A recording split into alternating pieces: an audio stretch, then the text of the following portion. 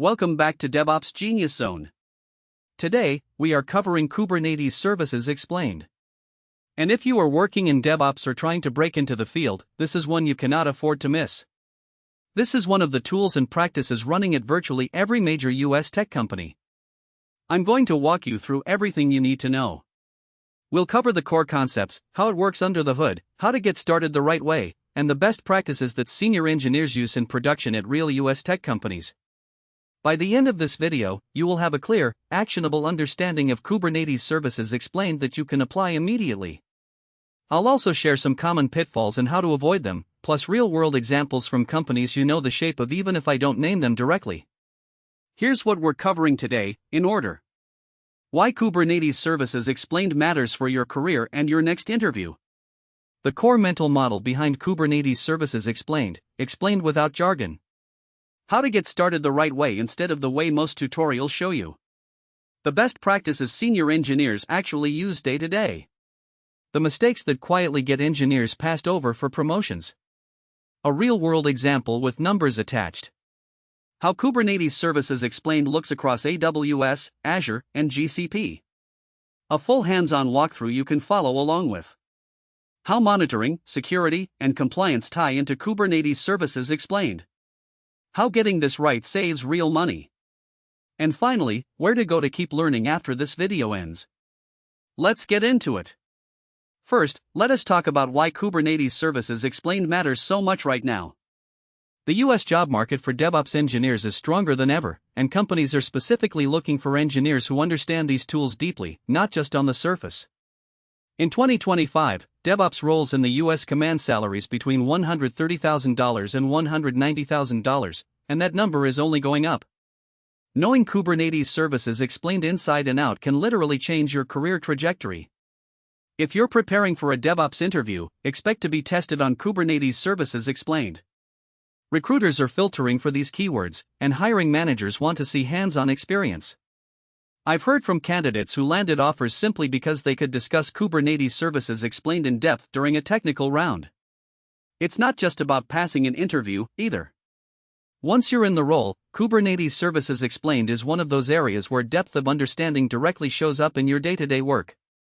When production has an issue at 2 a.m., the engineer who deeply understands Kubernetes Services Explained is the one who can calmly work through it instead of guessing. That reputation follows you. It's how junior engineers get trusted with bigger systems, and how mid-level engineers get considered for senior roles. Companies promote people who reduce risk, not people who just keep things running by luck. I also want to be honest with you about something. A lot of engineers learn Kubernetes Services Explained just deeply enough to pass a certification exam, and then they stop. That's a mistake. The certification gets you in the door. What keeps you in the room during a real incident, or during a system design conversation, is the deeper understanding we're building today. So stick with me through this whole video, because the parts that feel slightly less exciting, like the mistakes section and the hands-on walkthrough, are usually the parts that make the biggest difference in interviews and in production. Here is the foundational concept you need to understand. The desired state management model means you define what you want, and the system figures out how to get there. This reconciliation loop runs continuously, comparing the actual state with your desired state and making corrections automatically. That is what makes modern DevOps systems so powerful and resilient. When you embrace this pattern with Kubernetes Services Explained, you stop manually tweaking configurations and start letting the platform maintain reliability for you. It's a mindset shift from imperative to declarative thinking, and once you get it, everything else about Kubernetes Services Explained clicks into place. Let me give you an analogy that might help. Imagine you're managing a thermostat instead of a space heater. With a space heater, you decide when to turn it on and off, and if you forget, the room gets too hot or too cold. With a thermostat, you just declare the temperature you want, and the system continuously checks and corrects. Kubernetes Services Explained works the same way. You're not issuing one-time commands and hoping they hold. You're declaring an end state, and the system keeps nudging reality toward that state, over and over, automatically, without you having to babysit it. This matters because production systems are never static. Nodes fail, dependencies update, traffic spikes, configurations drift because someone made a manual change under pressure. A system built around one-time imperative commands can't keep up with that kind of constant change. A system built around continuous reconciliation can. That's the real reason Kubernetes Services Explained exists, and it's the reason so many modern tools are built around this same declarative pattern, from infrastructure as code to Kubernetes itself. Getting started the right way matters more than most engineers realize. Before you touch any configuration, understand your requirements. Version control everything. Use the principle of least privilege. Keep changes small and incremental. And always have a rollback plan ready before you deploy to production. I've seen so many engineers skip these steps with Kubernetes Services Explained and later regret it when they can't recover from a failed deployment. Your future self will thank you. I always tell my ments, if you can't draw the architecture on a whiteboard, you're not ready to implement it. Here's a simple checklist I want you to actually use, not just nod along to. 1. Write down what you're trying to achieve in one sentence before you open your terminal. 2. Put your configuration in Git before you apply anything to a real environment. 3. Test in a throwaway or staging environment first, even if it's a tiny scaled-down version of production. 4. Know exactly how you'd undo the change before you make it. 5. Make the smallest change that proves the concept works, then build from there. Engineers who skip straight to step 5 without the first 4 almost always end up debugging something they don't fully understand, under time pressure, which is the worst possible way to learn Kubernetes Services Explained. Best practices from senior engineers are straightforward, but often overlooked. Automate the repetitive work. Document your decisions, not just your configurations. Test in staging before production. Monitor everything. And when something breaks, and it will, write a postmortem and learn from it. One of the most effective habits with Kubernetes Services Explained is to always ask, can I undo this in under a minute? If the answer is no, you need a better rollback plan. I also recommend setting up a dedicated runbooks repository with step-by-step recovery procedures for Kubernetes Services Explained specifically. Another habit that separates senior engineers from everyone else, they document the why, not just the what. Anyone can look at a configuration file and see what it does. Far fewer teams write down why a particular decision was made, what alternatives were considered, and what trade-offs were accepted. 6 months later, when someone wants to change that configuration, that context is the difference between a confident change and a nervous one. With Kubernetes Services Explained, I strongly recommend a short comment or linked doc next to any non-obvious decision explaining the reasoning behind it. Senior engineers also treat monitoring as part of the deliverable, not an afterthought. If you build something with Kubernetes Services Explained, and it doesn't emit metrics, logs, or traces, it isn't done yet, even if it technically works. The same goes for alerting. A senior engineer doesn't just want to know something broke, they want to know it broke before a customer notices, and they want the alert to point clearly at the likely cause instead of just saying something is wrong somewhere.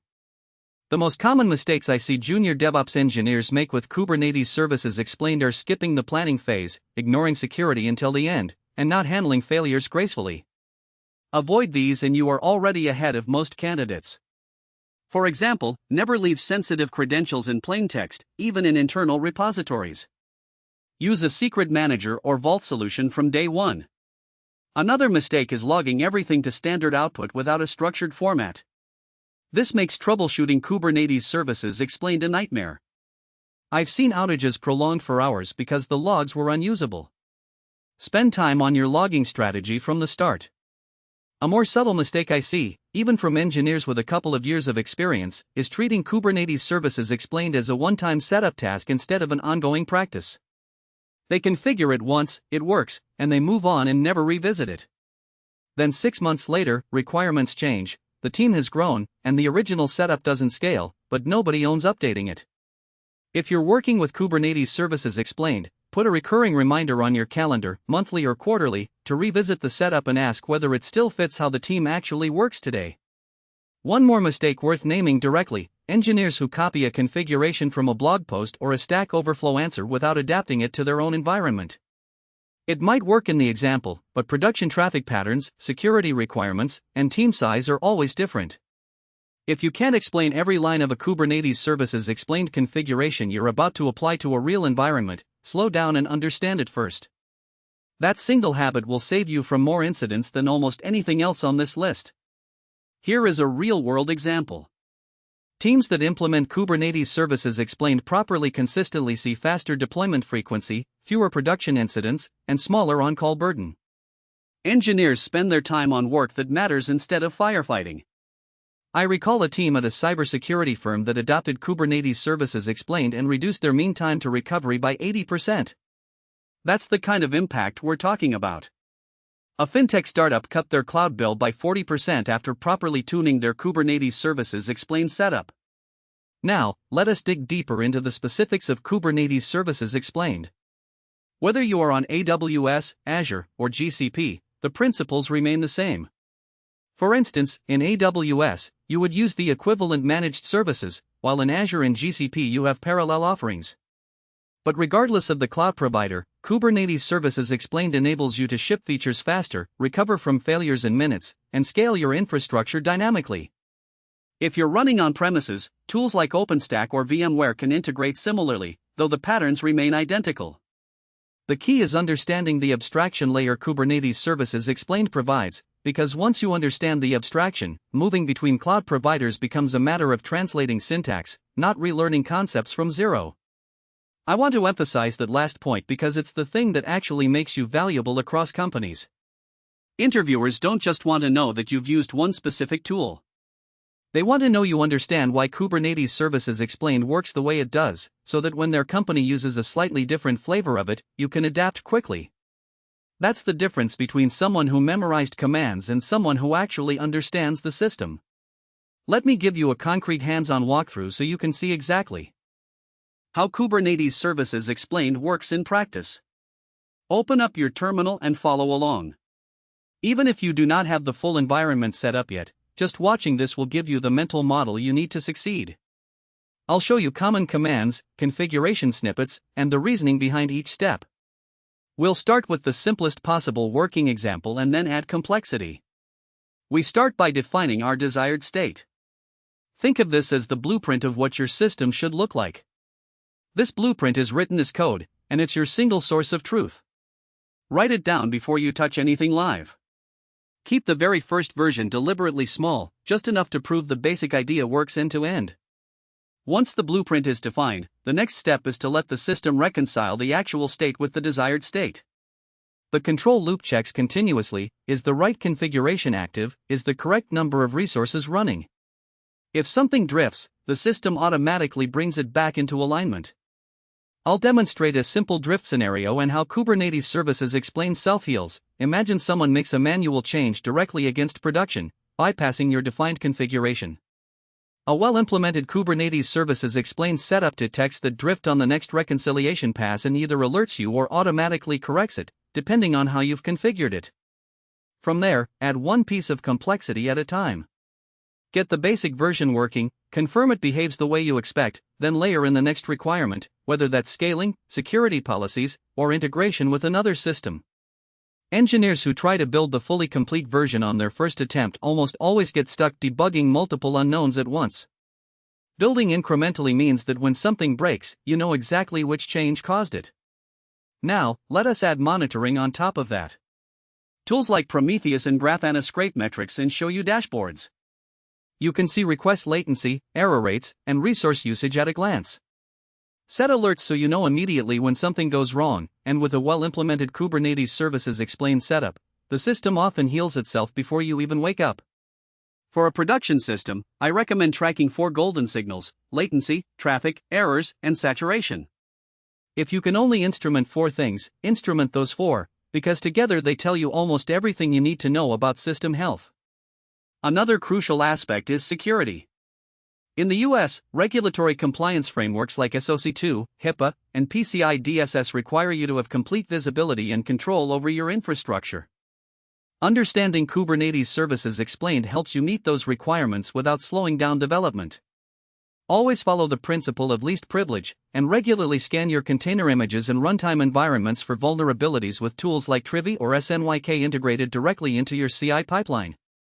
Compliance often gets treated as a checkbox exercise, but it doesn't have to slow you down if you build it into Kubernetes services explained from the start rather than bolting it on afterward. For example, if access controls and audit logging are part of your initial design, passing a SOC 2 audit later becomes a matter of producing evidence you already have, instead of scrambling to retrofit controls onto a system that was never designed with them in mind. That's the difference between compliance as a burden and compliance as a natural side effect of doing things right. Let us also talk about cost optimization. Cloud bills can spiral out of control if you are not careful. With Kubernetes services explained configured properly, you can set resource limits, schedule non-production environments to shut down at night, and use spot or preemptible instances for fault-tolerant workloads. These simple steps can cut your cloud spend by 30 to 50%. I've seen companies waste tens of thousands of dollars simply because they never set resource requests. A quick, practical tip: audit your non-production environments first. Dev and staging environments running 24/7 when nobody is using them outside business hours are one of the easiest wins in cloud cost optimization, and they're directly tied into how you configure Kubernetes services explained. A scheduled shutdown script or autoscaling policy that scales non-prod down to zero overnight can pay for itself within the first month. The community around Kubernetes services explained is one of the most active in tech.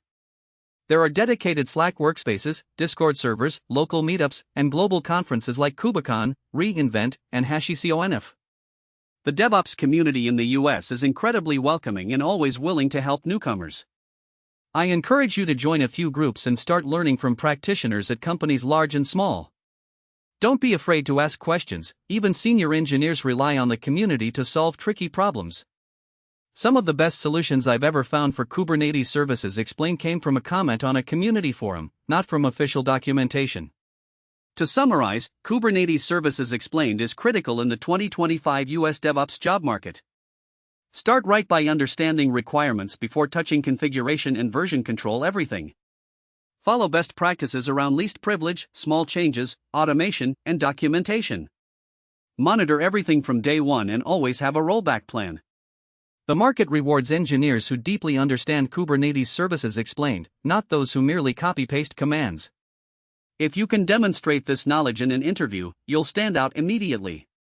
Before you go, here's your action item for today. Don't just close this video and move on. Open a sandbox environment, even a small local one, and rebuild the simplest possible version of what we walked through today with Kubernetes services explained. Hands-on repetition is what turns "I watched a video about this" into "I actually know how this works," and that difference is exactly what interviewers and senior engineers can tell apart in about 30 seconds of conversation. If this video helped you, please smash the like button. It helps DevOps Genius Zone reach more engineers in the US who are working to level up their skills and their careers. Subscribe so you do not miss a single video. We publish brand new in-depth DevOps content every single day. Drop your questions in the comments. I personally read and respond to all of them. See you tomorrow.